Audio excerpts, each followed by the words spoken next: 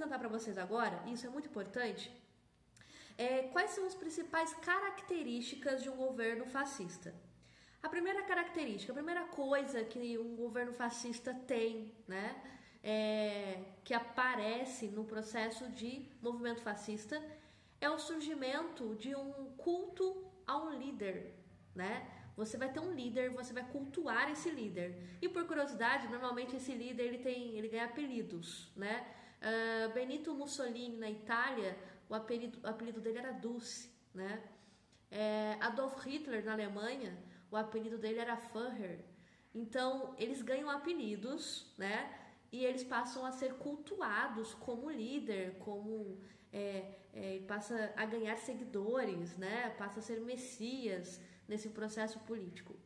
Bom, então o líder, o culto ao líder, com os seus apelidos carinhosos, né, ou não.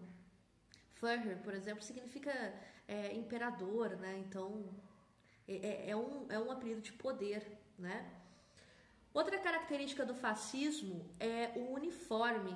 E, corrigindo aqui, a gente está falando do processo de nazifascismo, tá, pessoal? Juntando as ideologias mesmo.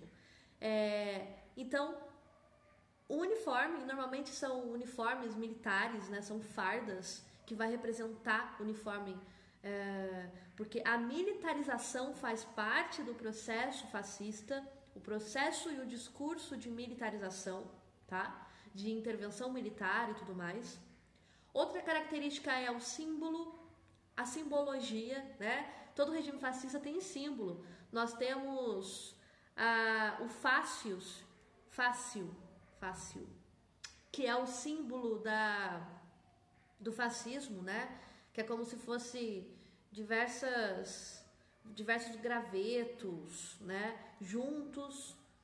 E esses gravetos juntos representavam a união, representavam a força de uma nação, né? E tinha um machado em cima dessa união, dessa força aqui de baixo, né? E esse machado representa o Estado, representa o governo, a força e o poder do governo, né? Esse era mais ou menos o símbolo do fascismo.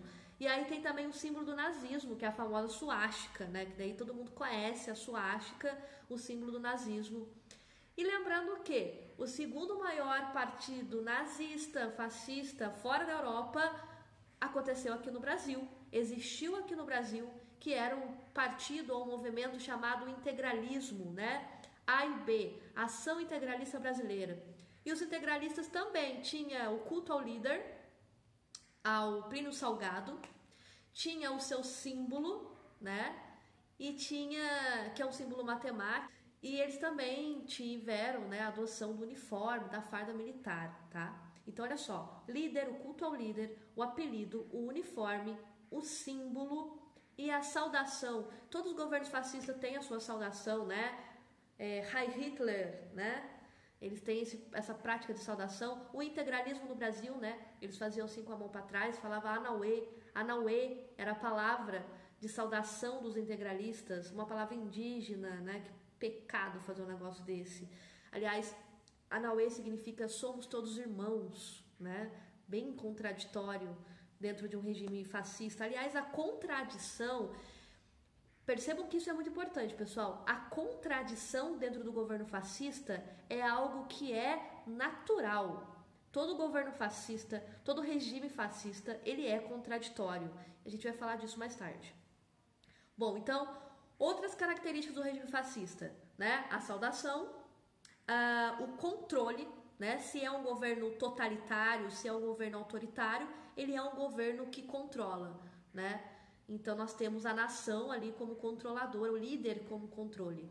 E a manipulação, né, gente? Não tem como você se tornar um líder, ganhar seguidores através de um regime fascista, se você não usa da mídia, se você não usa da arte, se você não usa dos meios de comunicação para você manipular a massa, para você manipular o povo. Então isso, né, é o que acontece em todos os casos de governos fascistas, né? E também tem a ideia do mito. A pátria se torna o mito. Então nós temos o ideal do mitopátria, uma mitologia de uma pátria que vai ser a salvação, né? E essa pátria que vai ser a superioridade diante de toda a população, de todas as classes e de todas as pessoas, tá? Bom, e aí nós temos um conceito que é a base do fascismo. É ele que vai fundamentar todos os ideais nazifascistas e de governos totalitários de direita, que é a ideia do ultranacionalismo, tá, pessoal?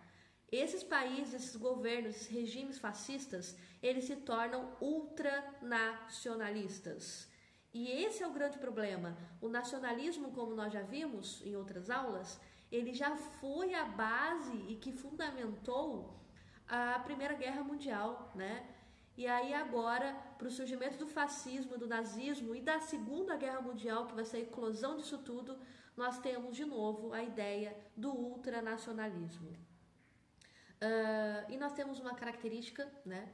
Já que a gente estava falando naquela hora da União Soviética, do avanço do comunismo, do socialismo, nós temos, dentro de um regime fascista, o anticomunismo, o ódio ao comunismo, o discurso contra o socialismo, contra o comunismo, contra as ideias de organizações de classes, contra as ideias de embate de classes, lutas de classes, né?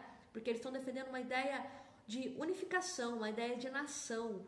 E aí eles são contrários a às ideias soviéticas de comunismo, de socialismo, ok? E aí por conta disso, por conta do seu ideal antidemocrático, eles também defendem a ideia do unipartidarismo. Claro, se é uma nação, se é algo que tem que ser comum, eles vão defender a ideia de um único partido. Porque se você tem vários partidos disputando o poder na sua nação, você não vai ter o poder totalitário da nação. Você não vai ter o controle absoluto da nação. Então, por isso que precisa ser um governo unipartidário, ok? Unipartidário, ou seja, autocrático, controlador e antidemocrático. Pessoal, essas são as características que fundamentam a ideologia fascista, tá? Tudo isso que foi colocado aqui. O líder, o culto ao líder, o ultranacionalismo, o uniforme, né? A saudação, o símbolo, a manipulação através da arte e dos meios de comunicação, o unipartidarismo, o anticomunismo, a antidemocracia, o autoritarismo, e essas são as principais características que nós vamos ter aí de governos fascistas e nazistas, ok? Então, isso é importante, tá? Falou em fascismo, tem que vir na hora na cabeça de vocês exatamente essas características que é para facilitar todo o processo de entendimento. E esse fascismo, né, que ele surge na Itália na década de 30, nós temos que pensar que o fascismo ele não é algo, uma exclusividade italiana. O fascismo ele vai ser exportado, né? O fascismo nós estamos vivendo num processo na Europa entre guerras, num processo em que vários países da Europa estão passando a ter regimes totalitários de direita, regimes da direita extremista, né? Então nós vamos ter o salazarismo em Portugal, nós vamos ter o franquismo na Espanha, né? Nós vamos ter ali nas regiões dos países como Polônia, dos países que era o antigo Império Austro-Húngaro, né? Nós vamos ter ali o surgimento de regimes totalitários, tá, gente? Então uma coisa bem clara, tá rolando nas redes sociais, gente, por favor não façam isso. Tem discurso nas redes sociais dizendo que o fascismo e o nazismo são de esquerda, e não é. Vejam o que eu já tinha falado, o nazismo e o fascismo, eles são anticomunistas, eles são anti-esquerda, eles são contrários à esquerda. Inclusive, eles matavam comunistas dentro das câmaras de gás nazistas durante a Segunda Guerra, tá? Então, isso é muito importante, pessoal, para não cometer erros históricos, erros de discursos históricos, ok? O fascismo e o nazismo são regimes políticos da extrema direita. Os regimes totalitários são da extrema direita. É uma direita que que submete radicalmente os seus indivíduos a uma instituição chamada nação. É uma direita com base em grupos e instituições tradicionais, como, por exemplo, os principais grupos que vão apoiar esses regimes de direita extremista, de direita fascista. Os principais grupos tradicionais são a igreja, a religião, tá? O exército, né? Por isso a ideia do militarismo, os latifundiários, né? A burguesia, os donos de terras, e a monarquia, né? No caso da Europa. Então, veja que usar discursos de Deus, pátria e família, inclusive esse era o slogan dos integralistas no Brasil na década de 30, né? Em defesa de Deus, pátria e família, os integralistas tentaram implantar o fascismo no Brasil, né? No período varguista. Inclusive, existem várias características do governo varguista que são características fascistas, como, por exemplo, no período da Era Vargas, nós tivemos o grande processo de eugenia no Brasil, a tentativa de branqueamento da raça brasileira, né? Isso é extremamente fascista. A eugenia é extremamente, faz parte desse processo, dessas instituições tradicionalistas em defesa de Deus, da pátria e da família.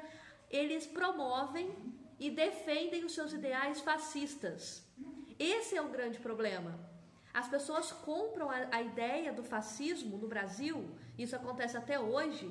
As pessoas compram essa ideia justamente porque as pessoas querem defender o princípio de Deus, a instituição igreja, a instituição família. As pessoas querem defender a pátria. Só que, pera lá, tem que tomar muito cuidado com esse discurso, porque esse discurso é um discurso fascista. Tem que ver em que contexto ele é colocado, em que forma esse discurso é colocado. E é aí que está o grande erro, pessoal. Hoje, muitas pessoas estão se colocando como antifa. Mas espera lá, se você, alguns anos atrás, ano passado, ano retrasado, estava apoiando a reforma trabalhista, se você estava apoiando o atual governo e os seus ideais, você não pode dizer que você é antifa. Porque a grande característica do antifascismo, pessoal, é ser anticapitalista. Porque ele é um movimento político, né, que juntou os ideais do anarquismo com os ideais do comunismo e do socialismo. A união desses grupos de esquerda é que vai dar origem ao movimento antifa, ao movimento antifascismo. E por isso que hoje vários pensadores, historiadores estão criticando nas redes sociais a distorção, né? A distorção política desses símbolos, dessas cores e desses ideais antifa. Bom, como eu disse no começo do vídeo, nós temos que nos apropriar dessas ideias, né? De que, bom, as pessoas estão aí, estão discutindo, então a gente tem que trazer em pauta e trazer em discussão. Mas vejamos, não tem como ser antifa e ser a favor do capitalismo neoliberal. Não tem como ser antifa e ser a favor do governo Bolsonaro. Não tem como ser antifa e ser a favor da religiosidade que é imposta, do cristianismo, né, que é imposto no Brasil. Não tem como ser antifa pensando dessa forma.